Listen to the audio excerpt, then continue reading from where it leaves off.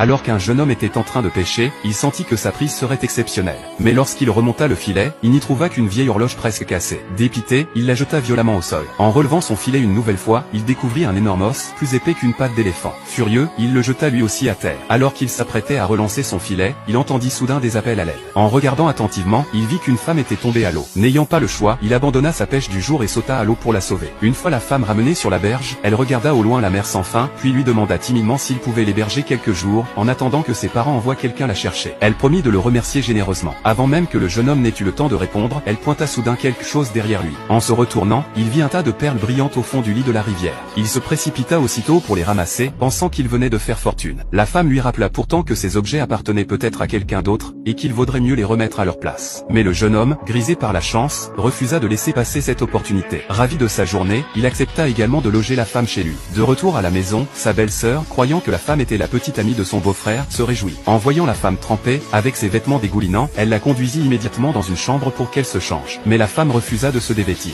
Pensant qu'elle était simplement trop pudique, la belle-sœur voulut l'aider, mais la femme refusa poliment, disant qu'elle préférait s'en occuper seule. Pendant ce temps, le jeune homme mit les perles ramassées dans un bol, avec l'intention de les moudre en poudre pour offrir un soin de beauté à sa belle-sœur, persuadé qu'elle adorerait ce cadeau. Tout en les broyant, il y ajouta de l'eau, jusqu'à obtenir une pâte blanche. Il appela ensuite sa belle-sœur, tout excité de lui offrir cette surprise. Le jeune homme lui apporta alors la pâte de perles et l'incita à en appliquer un peu sur son visage. Le contact froid la ravit, mais elle se ravisa bien vite. Dans ce village reculé, il n'y avait aucun moyen de se procurer des perles. Elle voulut donc savoir d'où il les avait sorties. Le jeune homme avoua franchement qu'il les avait trouvées au bord de la mer. Cette révélation assombrit aussitôt le visage de la belle-sœur. Leurs ancêtres avaient toujours averti de ne jamais ramasser ce qui apparaissait soudainement près de la rivière. Si c'était un objet perdu par le roi dragon, celui qui le ramassait attirerait de grands malheurs. Elle insista donc pour qu'il rende les perles à la rivière. Mais le jeune homme répondit qu'il était trop tard, car elles avaient déjà été broyées. Inquiète, la belle-sœur réfléchit rapidement à une solution de secours. Elle envoya le jeune homme au temple du dieu de la montagne pour faire une prière. Mais ce dernier, peu convaincu, décida de s'asseoir à l'entrée pour se reposer un peu, plutôt que d'entrer tout de suite.